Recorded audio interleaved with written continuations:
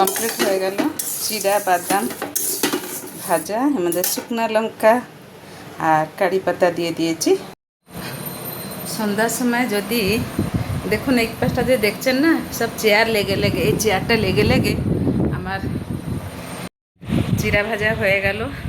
কখন এটা ডিবাতে করে রেখে দেব। আর বৃষ্টির দিনও আসছে, আমি প্রায় এটা শেষ হয়ে গেলে আবার ভাজবো। আর মুড়িও রেখে দিয়েছি। আর এইটা একটু ভেজে রেখে দিলাম, কখন যদি চাতে ইচ্ছা করে খাওয়ার জন্যে, ভালো লাগে। আপনারা একটু বানিয়ে খাবেন, বানান আর সন্ধ্যার সময় চা দিয়ে একটু একটু করে খাবেন, ভালো লাগবে।